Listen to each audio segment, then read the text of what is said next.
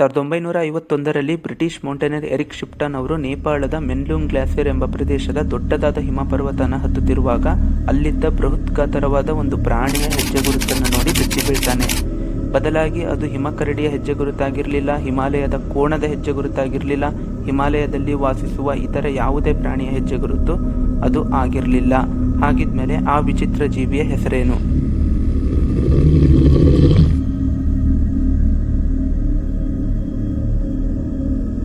British ಹಾಗೂ ಅಮೆರಿಕದವರಿಗೆ ಕಣ್ಣಿಗೆ ಕಾಣದೇ ಇರುವ ವಸ್ತುಗಳು ಹಾಗೂ ಪ್ರಾಣಿಗಳ ಮೇಲೆ ಹೆಚ್ಚು ಕುತೂಹಲ. ಉದಾಹರಣೆ, ಏಲಿಯನ್ ಎಂಬ ಜೀವಿಯ ಬಗ್ಗೆ ಮೊದಲು ಪ್ರಪಂಚಕ್ಕೆ ತಿಳಿಸಿದ್ದೇ ಈ ಅಮೆರಿಕ.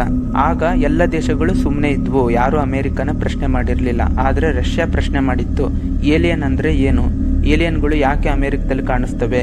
ಅಮೆರಿಕನ ಹೊರತುಪಡಿಸಿ ಬೇರೆ ಯುರೋಪ್ ದೇಶಗಳಲ್ಲಿ ಏಲಿಯನ್ಗಳು ಯಾಕೆ ಕಾಣಿಸಲ್ಲ? ಈ ಪ್ರಶ್ನೆಗೆ ಅಮೆರಿಕ ಆಗ ಸುಮ್ಮನೆ ಆಗಿತ್ತು, ಏನೂ ಉತ್ತರ ಕೊಟ್ಟಿರಲಿಲ್ಲ. ಇದೇ ಥರ ಯತಿಯ ವಿಷಯಕ್ಕೆ ಬಂದರೆ ಇವರು ಸುಳ್ಳು ಹೇಳಿದ್ರ ಅಂತ ನಾವು ಅಂದ್ಕೊಂಡ್ರೆ ಅದು ತಪ್ಪಾಗುತ್ತೆ. ಯತಿಯ ಕತೆ ಬ್ರಿಟಿಷ್ ಹಾಗೂ ಅಮೆರಿಕದವ್ರದ್ದಲ್ಲ, ಬದಲಾಗಿ ಭಾರತದ ಪಕ್ಕದ ದೇಶವಾದ ನೇಪಾಳಿನ ಶೇರ್ಪಾ ಜನಾಂಗದ ಕತೆ. ಇದಕ್ಕೆ ಸಾಕ್ಷಿ ಅಂದರೆ April 9, 2019 Indian army mountaineering expedition team ಯತಿಯ ಮೈಸ್ಟೀರಿಯಸ್ ಫುಟ್ ಪ್ರಿಂಟ್ಸ್ ಕಾಣಿಸುತ್ತೆ. ಈಗ ಯತಿಯ ಕಥೆಯನ್ನು ನಾವು 90% ಭಾಗ ನಂಬೋದು. ಯಾಕಂದರೆ ಇಡೀ ಪ್ರಪಂಚದಲ್ಲಿ ತನ್ನ ದೇಶದ ಜನರಿಗೆ ಸುಳ್ಳು ಮತ್ತೆ ಮೋಸ ಮಾಡದೇ ಇರುವ ದೇಶವೆಂದರೆ ಅದು ಭಾರತ, ಚೀನಾ, ರಷ್ಯಾ, ಜಪಾನ್ ಹಾಗೂ ಸೌತ್ ಕೊರಿಯಾ ಹಾಗೂ ನಾರ್ತ್ ಕೊರಿಯಾ. ಉಳಿದ ಎಲ್ಲ ಯುರೋಪ್ನ ದೇಶಗಳು ವರ್ಲ್ಡ್ ವಾರ್ ಹೆಸರಲ್ಲಿ ಆ ದೇಶದ ಜನರನ್ನ ಪ್ರಾಣಿಗಳಿಗಿಂತ ಕೀಳಾಗಿ ನೋಡಿದ್ದಾರೆ. ಸೈನ್ಸ್ ಯತಿ ಬಗ್ಗೆ ಏನು ಹೇಳುತ್ತೆ?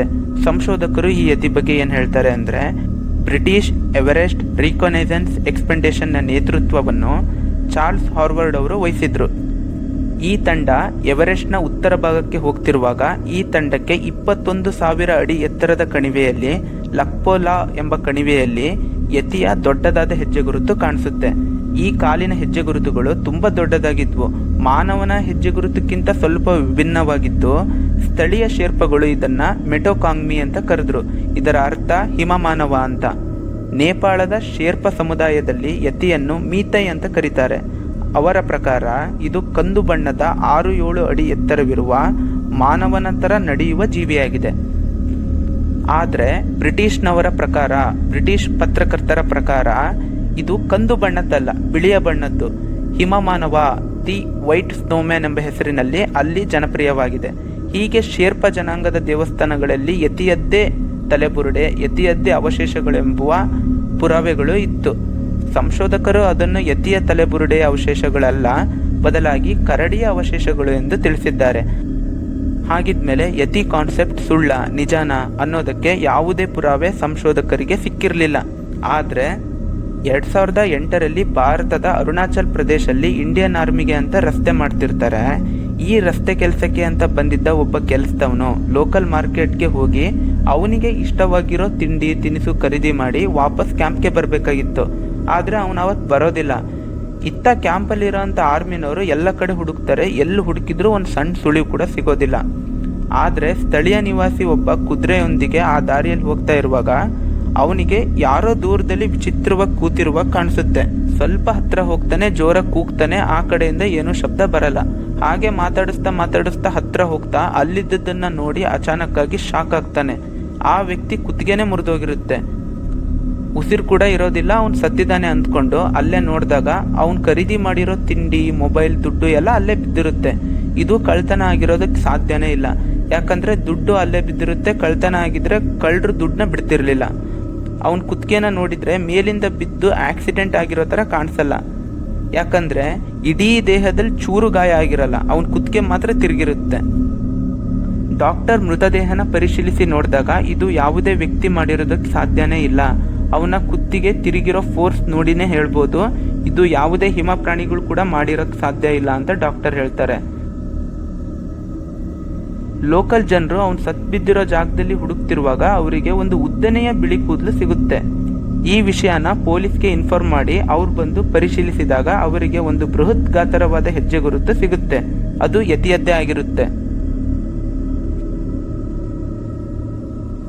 ನೋಡಿ, ಈ ಫೋಟೋದಲ್ಲಿರೋರು ಬ್ರಿಟಿಷ್ ಎಕ್ಸ್ಪೆಡಿಷನ್ ಟೀಮ್ 1957 ಯತಿನ ನೋಡಿರೋಂಥ ವಿಟ್ನೆಸ್ಗಳಾಗಿರ್ತಾರೆ. ಯತಿ ಯಾವ ಥರ ಇರುತ್ತೆ, ಯತಿ ಎಷ್ಟು ಹೈಟು ಅಂತ ಅವರಿಂದ ಮಾಹಿತಿನ ಸಂಗ್ರಹ ಮಾಡಿಕೊಂಡು ಬಾಬ್ ಹಾಗೂ ರೈನಾ ಅನ್ನೋ ಇಬ್ಬರು ಇನ್ವೆಸ್ಟಿಗೇಷನ್ ಆಫೀಸರ್ಗಳು ನೇಪಾಳಿಗೆ ಬರ್ತಾರೆ. ಮುಂದೆ ಏನಾಯಿತು ಅಂತ ನೀವೇ ನೋಡಿ.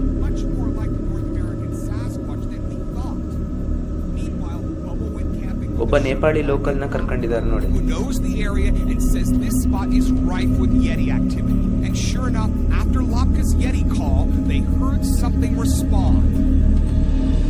30 ವರ್ಷದ ಹಿಂದೆ ಯತಿ ಇದೇ ತರ ಕೂಗಿರೋದು. ಸೊ ಅದೇ ತರ ಟ್ರೈ ಮಾಡ್ತಿದ್ದಾರೆ. ಯತಿ ಬಗ್ಗೆ ತುಂಬಾನೇ ಡಾಕ್ಯುಮೆಂಟ್ರಿ ಇದಾವೆ, ಆದರೆ ನಾನು ನಿಮಗೆ ಅದನ್ನು ತೋರ್ಸಕ್ಕಾಗ್ತಿಲ್ಲ, ಯಾಕಂದ್ರೆ ಕಾಪಿರೈಟ್ ಸ್ಟ್ರೈಕ್ಸ್ ಬೀಳುತ್ತೆ. ಸೊ AI ಇಮೇಜಲ್ಲಿ ತೋರ್ಸಕ್ಕೆ ಟ್ರೈ ಮಾಡ್ತೀನಿ, ನೋಡ್ತಾ ಹೋಗಿ.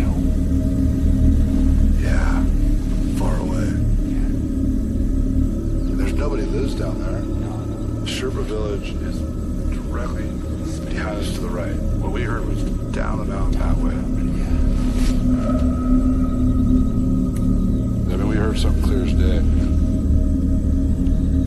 That sound was not from a human and not from a known animal. It has to be a Yeti. We stayed out for a few more hours using the thumb, doing calls. ನೋಡಿ, first ಯತಿ witness ಬಂದ್ಬಿಟ್ಟು Peter ಅಂತ. ಅವರೇ first ರಿಸರ್ಚರು ಯತಿ ಬಗ್ಗೆ. ಯತಿ ಹಿಮಮಾನವ ಅಲ್ಲ, ಅದು ಕಂದು ಬಣ್ಣದಲ್ಲಿರೋ ಒಂದು ಪ್ರಾಣಿ ಅಂತ ಫಸ್ಟ್ ಬ್ರಿಟಿಷ್ನವರಿಗೆ ಹೇಳಿದ್ದು ಇವರೇ. ಈ ಕಡೆ ಟೀಮು ರಾತ್ರಿಯಿಂದ ಬೆಳಿಗ್ಗೆವರೆಗೂ ಹುಡುಕ್ತಿರ್ತಾರೆ, ನಿದ್ದೆ ಕೂಡ ಸರಿ ಮಾಡಿರೋದಿಲ್ಲ. ನೋಡಿ, ಯತಿನ ಇಬ್ರು ನೋಡಿರ್ತಾರೆ. ಅದರಲ್ಲಿ ಮೊದಲನೇ ವಿಟ್ನೆಸ್ನ ಮನೆಯಲ್ಲೇ ಒಬ್ಬ ಗೈಡನ್ನು ಕರ್ಕೊಂಡು ಬಂದಿದ್ದಾರೆ, ಯಾಕಂದ್ರೆ ಇವ್ರು ಹೇಳಿದ್ದು ಅವ್ರಿಗೆ ಅರ್ಥ ಆಗ್ಬೇಕಲ್ಲ. ಕೇಳ್ತಿದ್ದಾರೆ 30 ವರ್ಷದ ಹಿಂದೆ ಯತಿ ಧ್ವನಿ ಯಾವ ಥರ ನಿಮಗೆ ಕೇಳಿಸಿತ್ತು ಅಂತೆಲ್ಲ ಕೇಳ್ತಿದ್ದಾರೆ. ಇವರು ಶೇರ್ಪಾ ಕಮ್ಯುನಿಟಿನವರೇ. ವಿಡಿಯೋ ಹಾಕಕ್ಕಾಗಲ್ಲ, ಕಾಪಿರೈಟ್ ಸ್ಟ್ರೈಕ್ ಬಿಡುತ್ತೆ. ಸೊ ಆಡಿಯೋ ಹಾಕಿದ್ದೀನಿ, ಕೇಳಿಸ್ಕೊಳ್ಳಿ. ತಮ್ಮ ಎಕ್ಸ್ಪೀರಿಯನ್ಸ್ ಹೇಳ್ತಿದ್ದಾರೆ, ಕೇಳಿಸ್ಕೊಳ್ಳಿ ಪೂರ್ತಿ. राजी दिवसा चाहिँ देख्दैन, राजीको त्यो राजेको आवाजमा त्यसको आवाज आएको.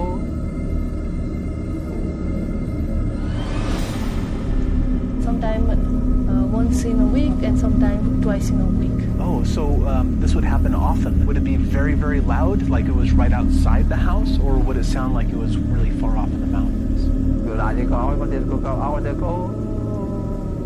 अन्त सिटीमा हो, छतरुवा बनियो मध्ये मध्ये हाम्रो अहिले मेरा पिक्दैन बाटो. 2 times.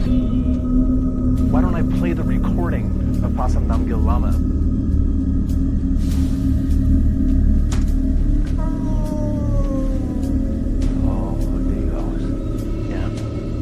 I did not need a translator to know that that was exactly the noise that he had heard 30-something years ago.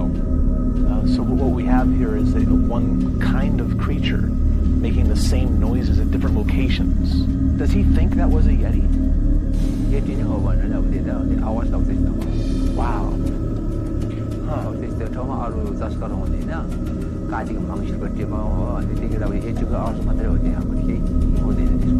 It's so interesting to find another witness who heard the exact same noises. Because, bears in California sound the same as bears in Oklahoma. So it makes sense that Yetis in one part of the country are going to sound the same as Yetis in another. And here we have another person who's obviously very familiar with the animals that live here. And it's the exact same noise that Pasam Namgyal Lama shared with us. That is so interesting. ನೋಡಿ, ಅವ್ರು ಹೇಳಿದ್ನೆಲ್ಲ ಪೂರ್ತಿ ಕೇಳಿಸ್ಕೊಂಡು ನಮಸ್ಕಾರ ಮಾಡಿಬಿಟ್ಟು ಹೋಗ್ತಿದ್ದಾರೆ. ಈಗ ಮತ್ತೆ investigation start ಆಗುತ್ತೆ.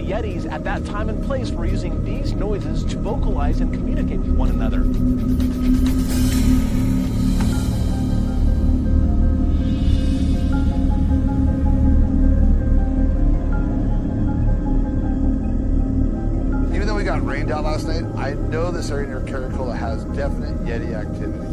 I'm not sure what Lachlan saw in the therm, but I can tell you this: neither one of us had ever heard that call before from any known animal. Okay, Luca, you said the Yeti lives around this lake. Yeah. I say we go. Now there's a break in the rain, and we go look for tracks, footprints. Okay. All right. Yeah. Okay, so we'll go and scout. I'm really hoping the weather cooperates today, because if we do find some tracks, it'll only be a matter of time before they start to decay in the rain. All these leaves make it hard to see. Cow. It's all cows. We found 2 sets of footprints. Yeti footprint ಅದು. Up a foot, not very long, 8 or 10 inches, but very, very wide, with a huge toe. So we recognize them as something different. ನಾನಂತೂ ನಂಬ್ತೀನಿ ಇದನ್ನ, ಯಾಕಂದ್ರೆ ಇದು ಯಾವುದೇ ರೀತಿ ಒಂದು shoe ಇಂದ ಮಾಡಿದ್ದಲ್ಲ ಅಂತ ಈಸಿ ಗೊತ್ತಾಗ್ತಿದೆ ಅಲ್ಲಿ.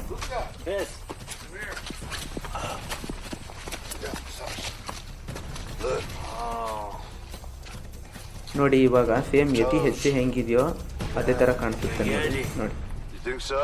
Yeah, this one is the Yeti. You think that might be Yeti? Yeah. Yeah, you can see the toes. Toes dug in here. Yeah. Hind foot. Put that around it. I'm gonna put a scale item down there till I get the tape measure.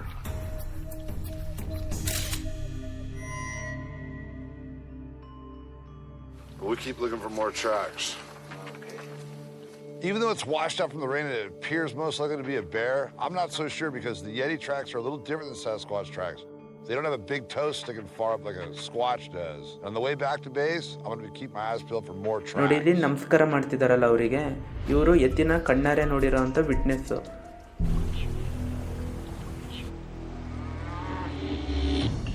ಇವರು ಒಂದ್ ದಿವಸ ಅಡಿಗೆ ಮಾಡಕ್ಕೆ ಗೆಡ್ಡೆ ಗೆಣಸು ಬೇಕು ಅಂತ ಕಾಡಿಗೆ ಹೋಗಿರ್ತಾರೆ. ಆಗ ಎತ್ತಿನ ತನ್ನ ಕಣ್ಣಾರೆ ನೋಡಿರ್ತಾರೆ ಇವರು. ಸೊ ಆ ಸ್ಟೋರಿನೇ ಹೇಳ್ತಿದ್ದಾರೆ. ಬಟ್ ಆ ಯತಿ ಇವ್ರಿಗೆ ಏನು ಮಾಡಿರಲ್ಲಂತೆ. ಇವ್ರು ಈ ಕಡೆ ಓಡ್ ಬರ್ತಾರೆ, ಇವ್ರು ನೋಡ್ ಅದು ಆ ಕಡೆ ಓಡೋಯ್ತು ಅಂತ.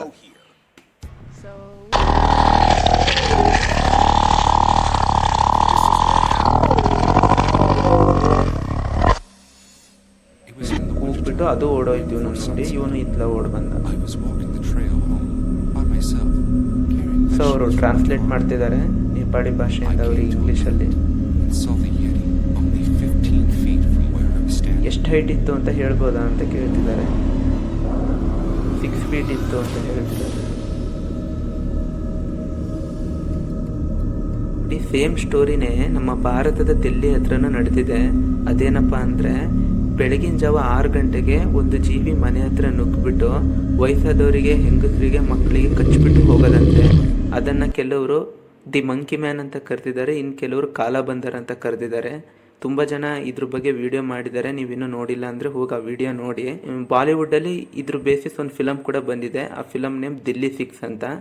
ಫಿಲಮ್ಮು ಇಷ್ಟ ಆಗುತ್ತೆ ನೋಡಿ, ಇಷ್ಟ ಆಗಲಿಲ್ಲ ಅಂದರೂ ಪರವಾಗಿಲ್ಲ, ಒಂದು ಹಾಡು ಮಾತ್ರ ತುಂಬ ಚೆನ್ನಾಗಿದೆ. ಸೊ ಇದು ಇವತ್ತಿನ ವಿಡಿಯೋ. ಇಷ್ಟ ಆದರೆ ಲೈಕ್ ಮಾಡಿ, ಇಷ್ಟ ಆಗಿಲ್ಲ ಡಿಸ್ಲೈಕ್ ಮಾಡಿ ಅಂತ ಹೇಳ್ತಾ ಮತ್ತೆ ಮುಂದಿನ ವಿಡಿಯೋದಲ್ಲಿ ಸಿಗೋಣ. ನಮಸ್ಕಾರ.